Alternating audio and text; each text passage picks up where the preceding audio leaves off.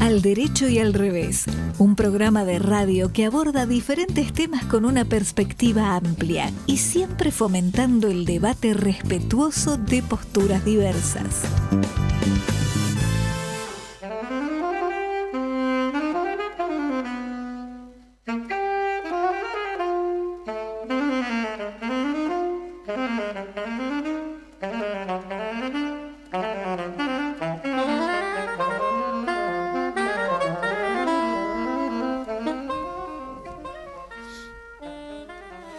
Estamos al aire. Bueno, buenas tardes a todos. Este es el programa 450. Qué buen número, ¿no? Y lo tenemos... Numerito, ¿eh? Lo tenemos en la operación a Leo Justi, en la producción a Fede Politi.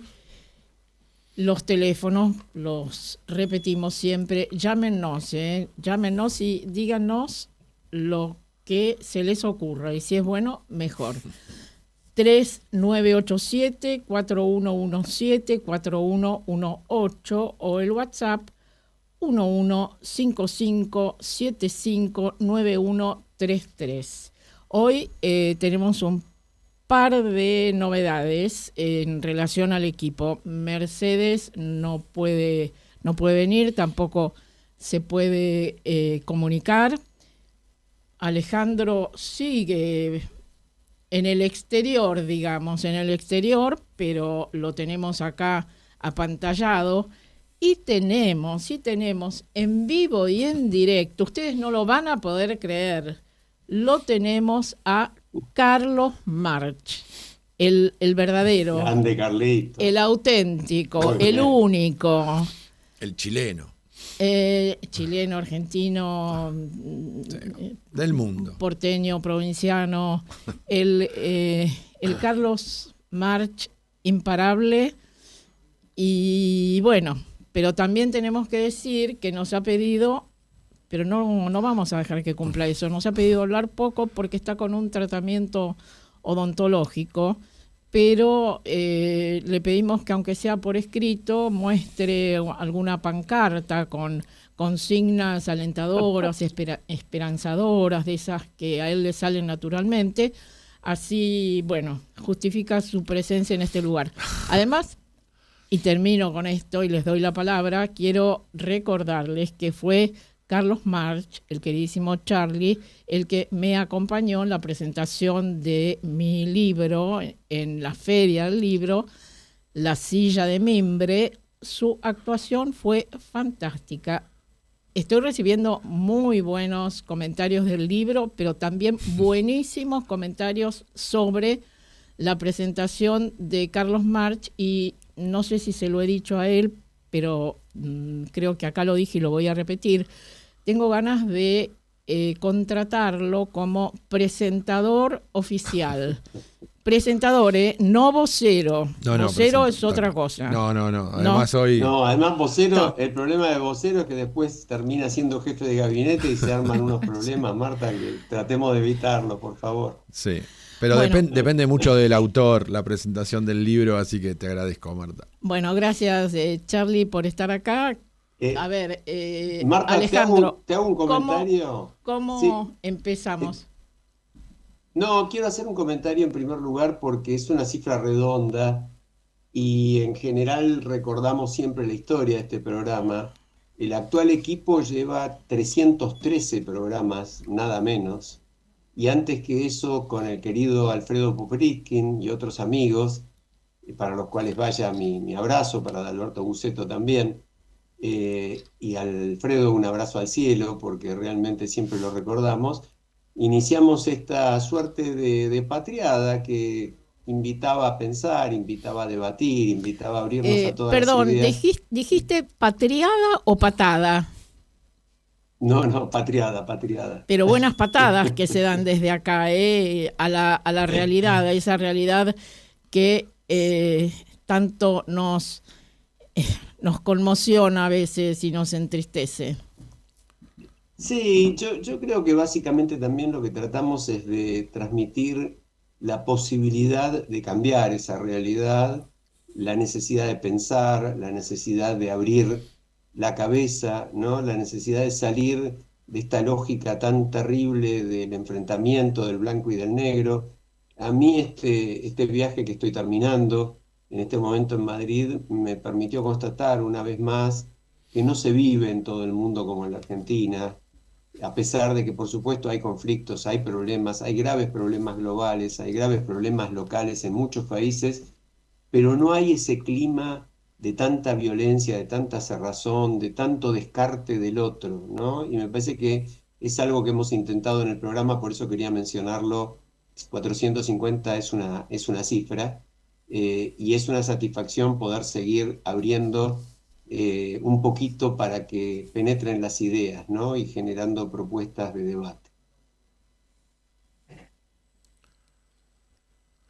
Así que si te parece, Marta, podemos hablar un poco de un suceso que fue muy, muy significativo, ¿no? En la Argentina ayer, como es la marcha universitaria, ¿no? Es Sí. decir, Sí, a yo pesar de quería que, tirar bueno, por supuesto un- hay como siempre ocurre, distintos números. Unos dicen 230.000, otros dicen 500.000, otros dicen en todo el país 1.200.000. No importa, realmente no importa cuántos sean, eran muchos y las consignas o el reclamo eran los apropiados. Y me parece que es algo que hay que escuchar y que el gobierno actual no escucha. Los que estamos acá somos productos orgullosos de la universidad Ujú. pública, de la educación pública en general, y ojalá todos los jóvenes actuales puedan seguir siéndolo, ¿no? Sí, yo quiero hacer un par de comentarios muy, muy concretos y después escucharlo a Charlie. ¿Qué opinas vos? Hay algunos datos que no se hace suficiente hincapié, en mi opinión. Uno de ellos, que el 85% del presupuesto universitario son sueldos, y que desde diciembre de 2023, con la asunción de este gobierno, esos sueldos perdieron el 33% de su poder adquisitivo frente a la inflación. Esos dos datos me parece que alcanzan y sobran para terminar con cualquier discusión de fondo. Después hay que discutir cómo se mejora, qué se hace mal, la transparencia. Hay decenas de propuestas para conversar y está muy bien. Ojo, este gobierno no hizo ninguna al respecto. Pero me parece que ese dato fundamental de decir 85% del dinero se gasta en sueldos y esos sueldos se redujeron sin ningún motivo un tercio, como para motivar que todos los docentes estén pensando o en hacer otra cosa o en manejar un Uber, cosas que se hablaron mucho en estos días, o irse a la universidad privada. Ahora, en paralelo, la marcha, que es la cuarta marcha federal, como decís bien, Marta, no importa si fuera 1.600.000, 800.000, no tiene importancia, son multitudinarias. Esa marcha reclama simplemente que el gobierno cumpla una ley que trató de vetar y le rechazaron el veto, y que la justicia ya dijo que la tiene que cumplir como tiene que cumplir cualquier ley. No hay ningún motivo para no cumplir la ley. Yo creo que esa cosa tan sencilla, otra vez en la Argentina, estamos naturalizando que un gobierno diga, no cumplo la ley porque no se me da la gana. Charlie, vos sos experto en cuestiones al margen de la ley, no porque practiques eso, sino porque justamente combatís esas acciones. Ujú. Sí, a mí me parece que el problema, además del no cumplimiento de la ley, es ignorar la ley madre casi de esta ley universitaria, que es la ley 1420 de educación, que se estableció en 1870 y pico, y que fue la que definió la educación universal, pública, gratuita, laica, que yo creo que es la ley que creó la clase media argentina, ¿no? La clase media es mucho más vinculada a acceso a oportunidades que a la economía. Entonces, me parece que en lugar de estar quitándole presupuesto al sistema público universitario, deberíamos estar pensando en cuál es la ley 1420 del siglo XXI, ¿no? en no solamente cumplir la ley que se está reclamando en la marcha, sino cómo construimos nuevamente esa clase media y ese país que tenía en el sistema educativo un acceso equitativo a oportunidades, porque eso es lo que genera la educación, acceso equitativo a oportunidades. Después cada uno hará lo que pueda o lo que quiera con esa oportunidad. Y me parece que el gran problema que tenemos hoy es justamente, son sistemas educativos que obviamente necesitan presupuesto y tenemos que construir esa ley 1420 del siglo XXI. Muy buena Sí. consigna, ¿eh? Muy Sí, buena. sí, creo que sí. Y parecería ser que el gobierno no escucha estas cosas, pero no es gratuito porque se están dando a conocer los resultados de encuestas que han hecho varias consultoras respecto del pronóstico de las próximas elecciones. Según el informe, apenas un 26.5% considera probable volver a votar a Milei para un segundo mandato, mientras que el 73.5% se inclina por descartarlo. Y el documento sostiene que el respaldo más fuerte al oficialismo sigue apareciendo entre jóvenes de 18 a 28 años y en regiones vinculadas al norte minero y a la denominada zona agro. Y otro de los apartados está referido a la corrupción y la percepción institucional. Allí el 89% acuerda con la frase que plantea que las penas por corrupción deberían ser más altas y que los funcionarios que roben deberían tener cárcel común, etcétera. Yo agregaría y que los juicios por corrupción sean más rápidos. Y bueno, dicen, eso no ocurre porque el Poder Judicial, dice la ciudadanía encuestada, es cómplice de la política. Y entonces Bueno, sí.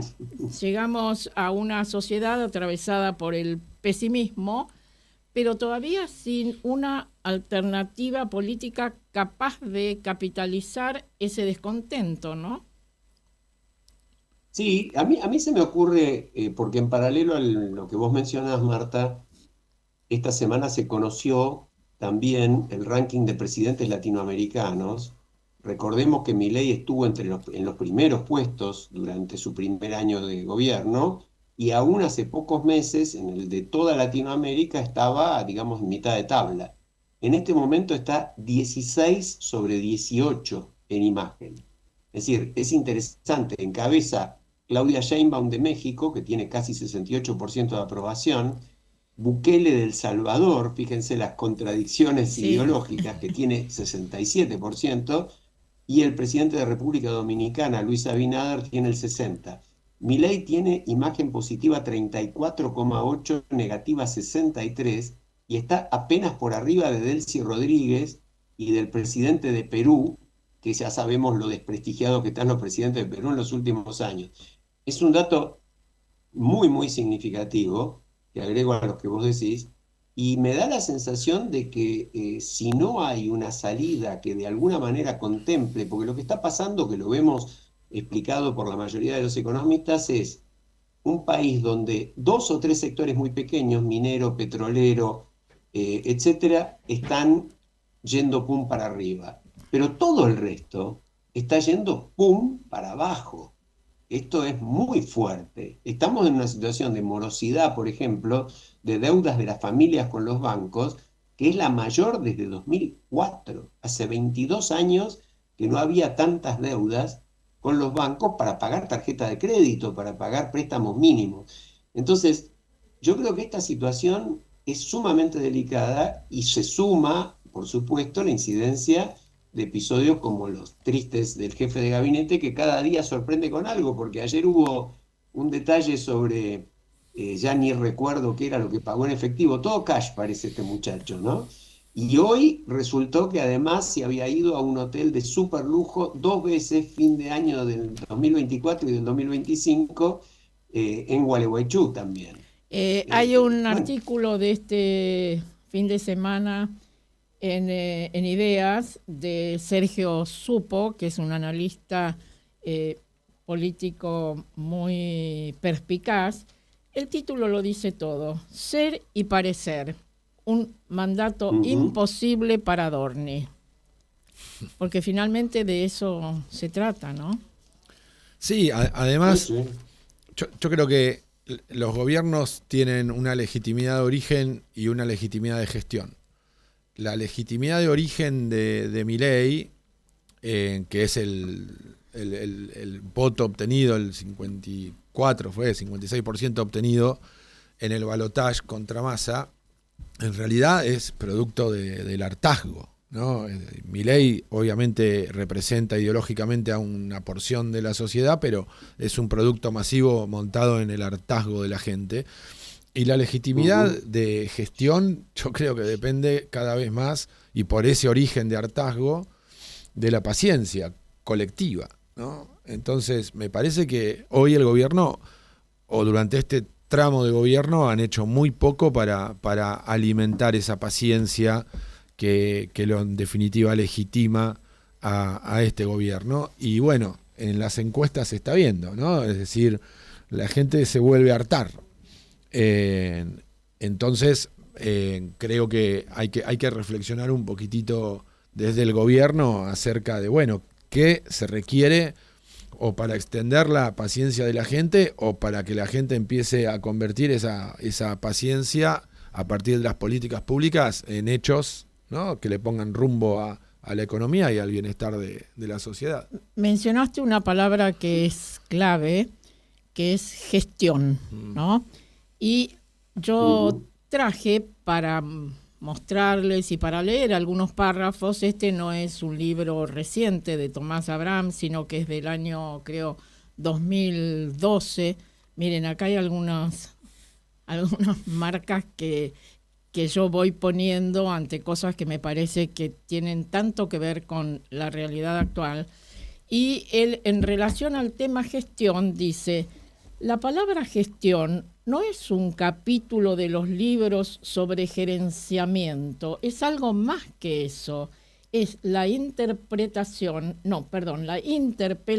y un llamado de atención a los ideólogos y a los gobernantes de que las formas de organización y eficacia son un asunto ineludible en lo que atañe a la política.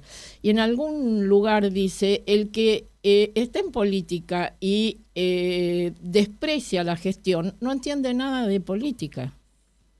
Así es, así es. Vos sabés, Marta, que vos mencionabas un tema muy importante, que es el de la falta de alternativas visibles políticas en esta situación. Yo creo, un poco también en línea con lo que decía Charlie, que frente a situaciones que desesperan a la gente, porque la verdad es que la gente le está pasando mal y hay mucha angustia y mucha preocupación, y bueno, alguien surge, lo que no quiere decir que ese alguien sea bueno ni sea mejor de lo que hay, pero sí que puede haber alternativas. Uno de los problemas serios para mí de la Argentina, y es algo que no se habla tampoco lo suficiente, en mi opinión, es la absoluta falta de autocrítica de quienes gobernaron antes. No solo el periodo anterior, sino 2 y 3 periodos anteriores. Entonces, tenemos ahí personajes que reivindican a libro cerrado, o por lo menos no se critican con respecto a lo Pero que ¿sabes planteaban y llevaron al ¿sabes por qué desastre. Y bueno, no hay autocríticas? Porque todos se han sentido, en el momento en que han accedido al poder, fundacionales. Todos vienen a tirar todo lo que se hizo, sea quien sea, y a fundar un nuevo país. Hay, perdón que siga citando a buenos analistas políticos, en este caso un politólogo, Santiago Leiras, que lo deben conocer. Un artículo de él de estos días se llama ¿Por qué seguimos empezando de nuevo? ¿Por qué seguimos empezando de nuevo? Y Tal cual. la pregunta entonces dice es, no ya porque cita en el comienzo a Vargas Llosa y Conversaciones en la Catedral, que Vargas Llosa se pregunta, o los que están allí se preguntan, ¿cuándo se jodió el Perú? Y en este caso la pregunta es, ¿cuándo se jodió la Argentina? Y tendría que ser en realidad, ¿por qué cada crisis es leída como una oportunidad de refundación? Mientras esa lógica persista, el país seguirá atrapado en un eterno punto de partida, incapaz de acumular, condenado a recomenzar. Está muy bien. Y yo te agrego ahí la nota de Luciano Román en La Nación de ayer, si mal no recuerdo. El Román dice, Argentina necesita un nuevo RIGI, pero el RIGI este es régimen de incentivo a las grandes ideas. Entonces dice, no podemos solamente promover la minería, el litio, el petróleo, sin encargarnos un poco de todo el resto. En este país no se está discutiendo una planificación territorial, por ejemplo, no se está discutiendo cómo estimular las zonas donde todas estas actividades se realizan para que la gente se pueda, por ejemplo, parte de ella, ir a vivir y a conseguir trabajo allí. No hay capacitación laboral. No hay una transformación demográfica en torno de vaca muerta o de la minería. Y dice, eso requiere estabilidad macroeconómica, inversiones productivas, pero también analizar las necesidades y las consecuencias de cambios de modelo, un país que se piense a sí mismo, fíjate qué parecido a lo que estás planteando vos, que contemple el largo plazo y que por supuesto garantice seguridad jurídica, lo que significa una justicia que funcione, una coherencia y una estabilidad en las políticas de Estado, ¿no? Entonces es como decís vos, si volvemos a refundar cada vez, y bueno, ¿qué chance podemos tener? Todos, por supuesto, queremos que a este gobierno le vaya bien, porque si le va bien, nos va bien a todos, pero por eso insistimos con tanta fuerza en que se tome conciencia de que está bien, la inflación ha bajado 2,6%, es un gran logro, pero ¿por qué la gente no lo registra? Porque hay otra cantidad de cosas que indignan, que no se ven resueltas. Hay un artículo muy interesante de otro gran amigo este fin de semana, Eduardo Fidanza, en Perfil, que dice o se titula El riesgo Macbeth. Es decir, todos conocemos la tragedia de Shakespeare, esa pareja de gobernantes, él, ella, tan alucinados por el poder, no hace falta decir con quién los asimila acá, ¿no? Y el final de eso, el final en tragedia, porque el poder los obnubiló, los enloqueció, los encegueció, y bueno, esperemos que no sea... Interesante lo de comparar a Macbeth con el jefe, ¿no? Como le dice Milei. Es una parábola muy interesante. Sí, sí. Yo creo que verdaderamente también hay un problema en la falta de gestión está reflejada la falta de experiencia y de capacidad de gestión. En ese sentido, es un gobierno que no busca consensos y no se apoya tampoco en gente suficientemente capacitada. Entonces, bueno, se van creyendo encima que pueden hacer cualquier cosa y... Charlie, por ejemplo, te pregunto, vos que vivís en Chile, ¿cuál es la inflación en Chile en este momento? No soy economista, pero no, es muy baja, es insignificante casi. Y lo que tiene Chile es, a diferencia de Argentina, ese marco del cual los dirigentes no se mueven, ¿no? Podrán estar más a la izquierda, más a la derecha, pero hay una institucionalidad que se sostiene más allá del gobierno de turno. Y después lo otro interesante es que el pueblo, los ciudadanos van por el camino del medio siempre, ¿no? Intentaron 2 reformas constitucionales, una más progresista, la otra más conservadora, y ninguna de las dos fue apoyada por la gente. La importancia del civismo, de esto vamos a hablar en la segunda parte, y ahora me parece que tenemos que ir cerrando esta primera parte. Yo le comentaba a Alejandro que cuando venía para acá escuchaba en el auto una radio que decía, miren las cosas que hace la inteligencia artificial, vamos a pasar una canción con tales características que habla de, y se llama, Los que jugábamos en la vereda. Y entonces hicieron ese comentario y pasaron una canción. Pero nosotros tenemos algo muchísimo mejor, ¿no, Alejandro? También hecho por la inteligencia artificial, que ha circulado Marta, muchísimo en las redes en este momento, y que, bueno, nosotros vamos a pasar esto, ustedes van a descubrir a quién se está imitando. Escuchen además la letra, que tiene que ver con los adultos mayores, y bueno, después dejamos para el final al verdadero que nos acompaña siempre. ¿Vos qué podés decir al respecto, Ale? Bueno, fue muy interesante porque compartimos, digámosle a la audiencia lo que pasó. Vos escuchaste la canción, te la mandaron, la escuchamos, nos pareció divina, la letra interesantísima.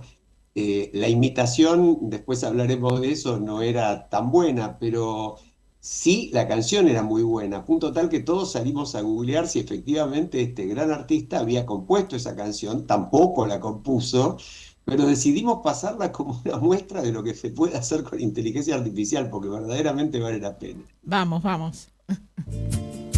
No queremos todos sin escucharnos, no queremos jaulas que llamen cuidarnos, queremos asiento en la mesa común, decidir el rumbo, votar el menú, porque envejecer no es desaparecer, ni ceder la vida a otro parecer, que el tiempo no quite lo que es esencial, el derecho a elegir, a vivir, a pensar. Que no, sin nosotros no, que la vida no acaba en la jubilación, que somos futuro en otra versión y aún late fuerte nuestro corazón. Que no, sin nosotros no, que decida el pueblo con su propia voz, porque una sociedad que no sabe escuchar es menos humana y menos capaz.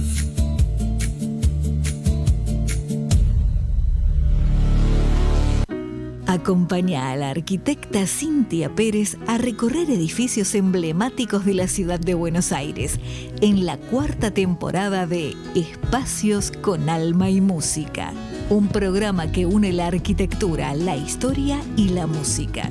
Viernes, 22 horas, por Canal A. Si disfrutás del cine europeo, las historias intensas, las miradas diferentes y el talento del cine contemporáneo, Eurochannel te ofrece cada día una cuidada selección de películas de toda Europa, thrillers, dramas y grandes producciones actuales. Eurochannel, el cine europeo que se siente. Disponible en Flow, canal 324. Escucha todas las voces para pensar sin prejuicios, el derecho y el revés de cada aspecto de la realidad.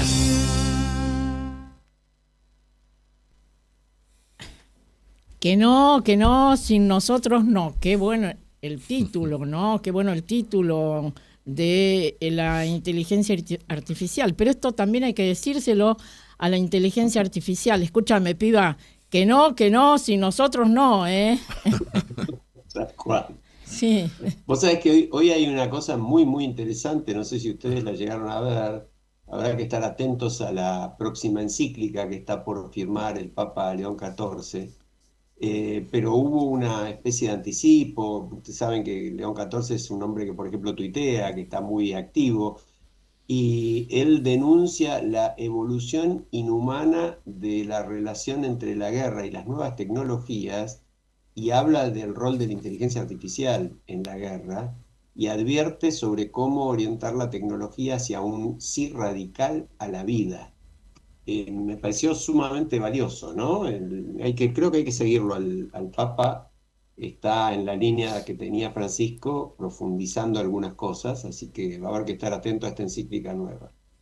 Sí, ojalá pueda cumplir aquello que dicen que Francisco quería, pero no hizo, y es, entre otras cosas, venir a Argentina, ¿no? Sí, Bueno. sería muy lindo, la verdad que sería muy lindo. Marta, vos sabés que en línea con lo que veníamos charlando, hay otro ranking que se conoció ahora recientemente, que es de la Universidad de St. Gallen, creo que es de Suiza, que se refiere a la calidad de las élites en el mundo. Y bueno, en ese ranking la Argentina cayó 18 lugares otra vez. Es una de las más bajas de la región. Y esta universidad sostiene que los sectores más poderosos a nivel local conservan influencia política y económica, pero no logran traducir ese poder en bienestar ni crecimiento sostenido. Y la élite argentina se sigue deteriorando al compararla con el resto del mundo. En otros países los sectores más poderosos se dedican a crear valor para la sociedad, por supuesto apropiándose de la mayor parte que pueden, pero por lo menos crean valor, y a nivel local lo extraen en su propio beneficio. Muy interesante también, ¿eh? Sí, y yo quiero referirme ahora, estuvimos hablando en el bloque anterior de civismo y de la necesidad de hacer resurgir el civismo, ¿no? Esa condición de empoderamiento ciudadano que a veces se nota un poco desdibujada.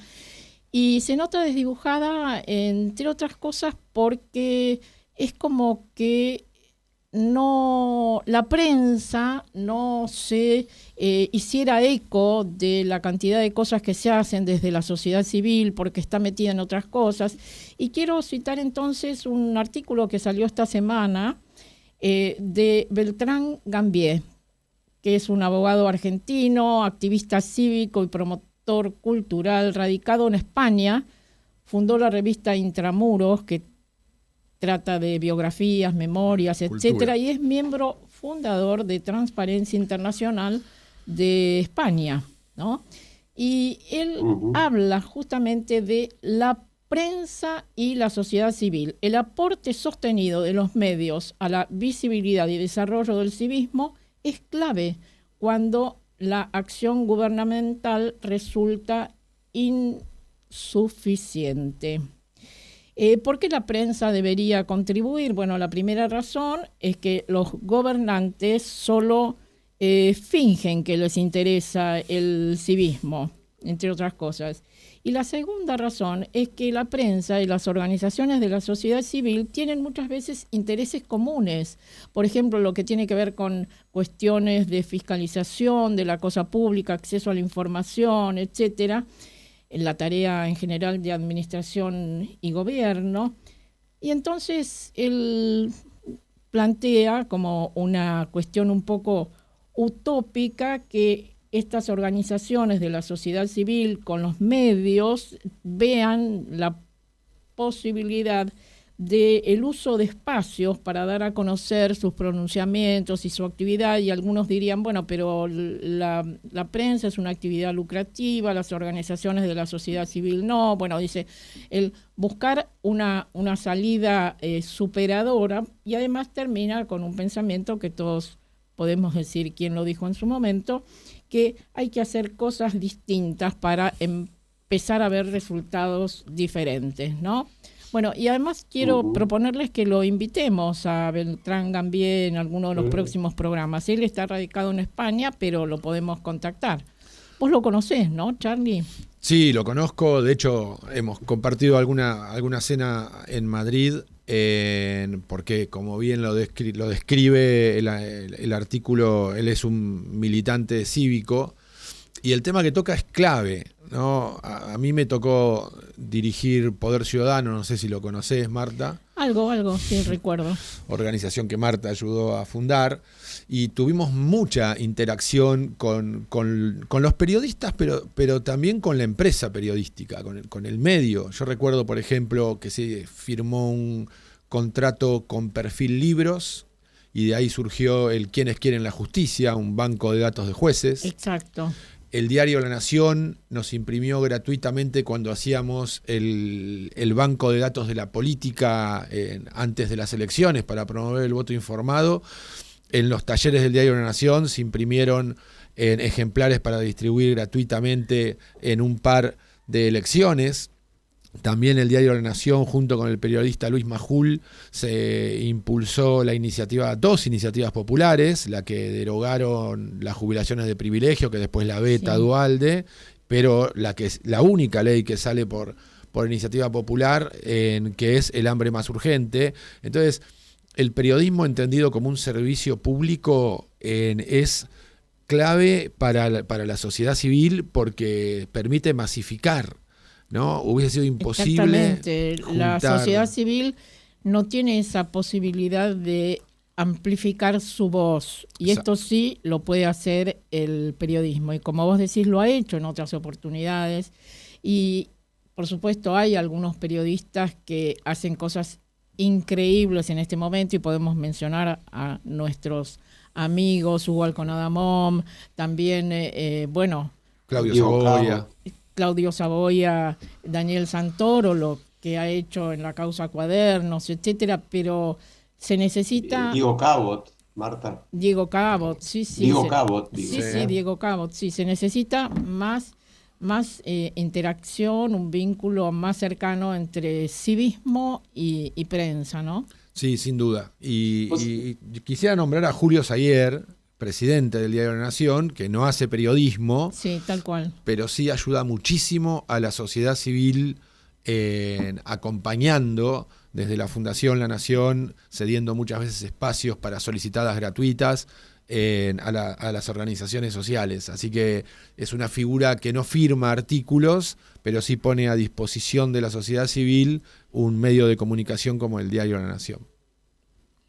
Bueno, vos sabés que yo agregaría ahí que lo que ha pasado en estos últimos 2 años da para reflexionar mucho, porque tenemos en este momento un gobierno con cuyas ideas económicas, por lo menos teóricas, muchos de los periodistas, por ejemplo, de La Nación o de Clarín, en principio estaban de acuerdo, y la línea editorial de ambos diarios estaba de acuerdo.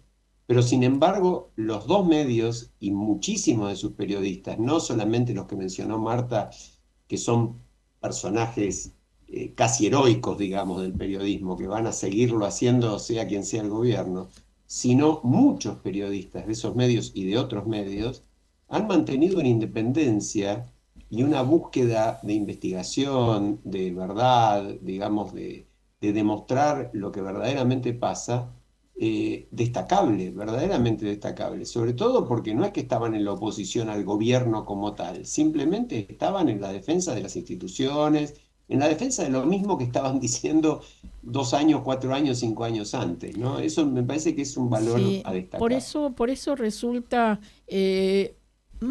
además de inconcebible, tan triste que desde el gobierno se destrate de una forma tan feroz al periodismo. Y traigo otra vez a Tomás Abraham. Les dije ya desde el comienzo que esto no es un libro actual, sino de hace unos años, pero que va en línea con lo que vos decías, Charlie. Si en nuestro país existen aún libertades, se lo debemos a la propia dinámica de la sociedad civil, a la acción de la prensa, de las asociaciones civiles, a la calle y además a la ley y la Constitución, cuya letra por ahora no puede ser borrada, aunque sí modificada para anularla. Sí. Muy interesante. Bueno, un acto sin precedentes contra la prensa es cerrar la oficina justamente de prensa de la Casa Rosada, ¿no? De desacreditar a todos los periodistas. Pero se reabrió. Una locura. Pero la intención fue cerrarla. Se reabrió, pero impidiendo la entrada de determinados medios. Por ejemplo, TN no puede entrar. Un dato interesante de hace 2 días, la causa esa absurda contra los periodistas de TN que simplemente habían filmado quién entraba al despacho de ministros o secretarios de Estado, cuya agenda debería ser totalmente pública y transparente, es una obligación legal, y les habían hecho una causa penal por eso. Esa causa penal no pasó ni siquiera por el proceso de medidas, fue descartada in limine, se dice en mencionaste derecho, a ¿no? TN y justamente la pantalla de televisión que tenemos acá está en ese canal y la bajada del periodista que está hablando podemos leer: con la comunicación no. Ah, mira qué bien, mira qué interesante. Ahora, vos sabés, Marta, que en este viaje que vengo haciendo, escuché muchas opiniones referidas a esta descalificación, como decía Charlie, global. El presidente Milei ha hablado reiteradas veces de, entre comillas, el 95% de los periodistas. El 95%, y lo dijo no una, decenas de veces, descalificando a casi la totalidad de los periodistas. Yo no recuerdo en la historia argentina que alguien se haya animado a decir un disparate semejante. Y la sorpresa que causa es que en sistemas democráticos meterse así con la prensa globalmente es extraño. No debiéramos aceptar que esto se naturalice. Yo creo que la sociedad debería reaccionar frente a esto, ¿no? Sí. La frase de cabecera es: no odiamos lo suficiente a los periodistas, ¿no? Sí, sí, Claro, sí. claro, Hay una un, locura, hay una un locura. informe de la red Voces del Sur que revela que el presidente Milei es responsable de casi la totalidad de los ataques verbales contra periodistas en este país, mientras América Latina registra también un aumento crítico en relación a los periodistas de asesinatos y violencia estatal. La libertad de prensa en América Latina atraviesa un retroceso estructural que alcanzó niveles críticos durante el año 2025, según el informe Cartografía del Silencio, elaborado por la red Voces del Sur, representada en Argentina por el Foro de Periodismo Argentino, FOPEA. Se documentaron 2.484 alertas que afectaron a 3.230 víctimas en 17 países de la región. Es decir, que como decíamos hace unos momentos, esto también es una cosa que está contaminando la política global, ¿no? Sí, es muy grave, es muy grave.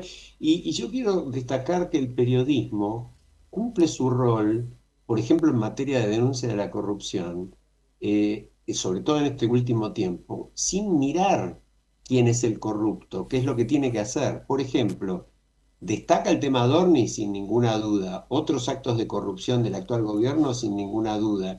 No hablemos de Landis esta semana, viendo que se pagaron 20, 30 y 40 veces el valor de elementos para discapacitados, ¿no? Una cosa que ofende el más mínimo concepto moral. Pero también denuncia y subraya cosas tan tremendas como lo de la CIRA, es decir, la manipulación desde el Estado del derecho a comprar, que era para muy pocos dólares a precio oficial en la época del gobierno anterior. Recordémoslo, estaba el cepo, no se podía comprar más que para importar. Bueno, se falsificaban las importaciones o se les cobraba un peaje, es decir, una coima, a los que necesitaban importar. Y todo esto por cientos y miles de millones de dólares, es decir, fortunas. Bueno, la responsabilidad de ese gobierno, particularmente del entonces ministro de Economía, Sergio Massa, del secretario de Comercio, etcétera, de eso también está hablando la prensa y está hablando muy bien. Y de eso también esperemos que se ocupe la justicia y no quedándose con los perejiles que cobraban y después repartían para arriba, sino que llegara a los verdaderos responsables, ¿no? Sí, mencionaste a FOPEA, Marta. Hay otra encuesta, una investigación que hizo. Aclaremos que la formación de base de Carlos March es periodismo. Él es periodista. Así es.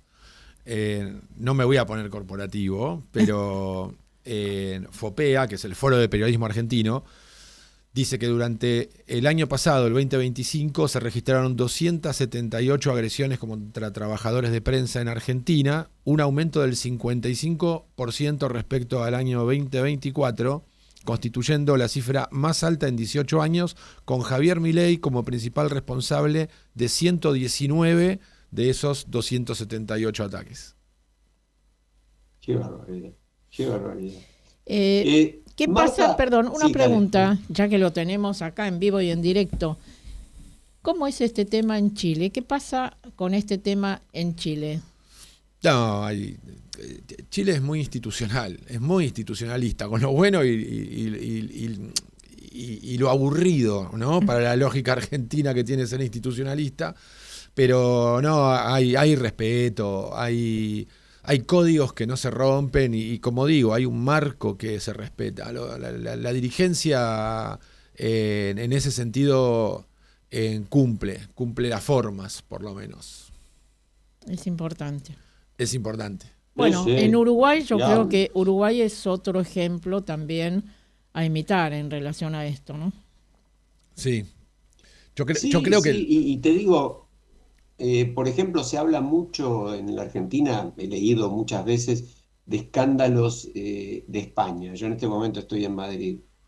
Pero el clima político en España no tiene nada que ver con lo que uno puede imaginar. Aún con enfrentamientos duros como los hay entre el gobierno del Partido Socialista Español y el Partido Popular, de ninguna manera caen en faltas de respeto, en insultos repartidos. A nadie se le ocurriría decirle ensobrado a un periodista. No existen esas cosas. Sí, vos sabés que me pidieron que escriba un capítulo sobre las similitudes, un capítulo para un libro sobre las similitudes entre Milei y Trump.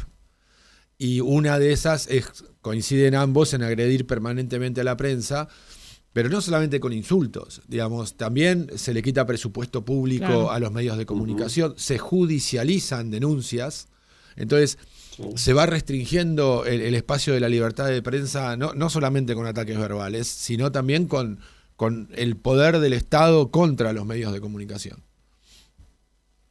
Qué interesante Sí, hay esto una- que decís, Charlie. ¿Cuándo va a estar ese libro?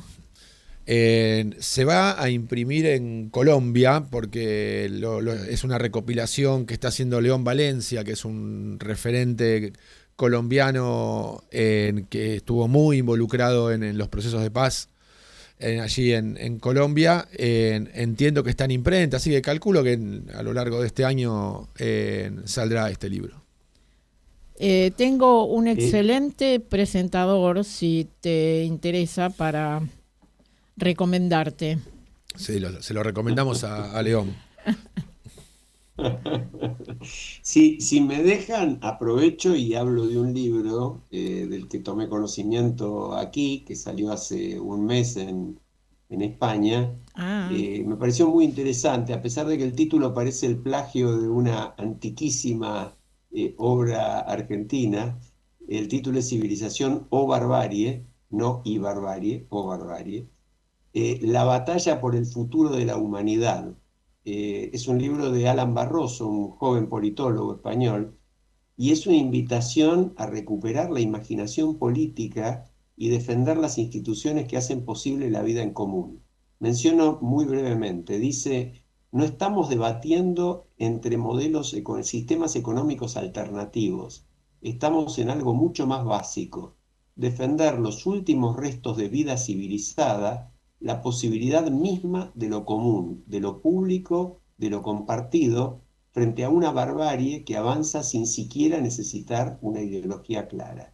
Bueno, fíjense que la analogía sobre los temas de Sí. fondo, y hay una mención muy fuerte que la quiero vincular con una noticia de hace un par de días, se está hablando en el ambiente científico de la posibilidad de un super niño. El fenómeno del niño, lo recuerdan, es uno de los fenómenos más duros climáticos que pueden provocar y han provocado olas de calor brutales, etc. sí, acláralo, Bueno, porque el cuando super- decís super niño, la gente dice, ah, qué bueno, va a haber niños. No, El hijo de Superman. es el Hijo de niño, Superman. el niño No, super. no, sí, seguro. Exacto, es terrible. El último fue 2015-2016 que provocó el año más caluroso de los registrados hasta entonces. Claro que después está superado por 2023, 24 y 25, ¿no? Pero esta magnitud de la amenaza climática, yo les digo en este viaje, por ejemplo, nosotros trajimos ropa variada pensando en las posibilidades de temperaturas, estamos en primavera aquí, de temperaturas con algo de calor ya, etcétera.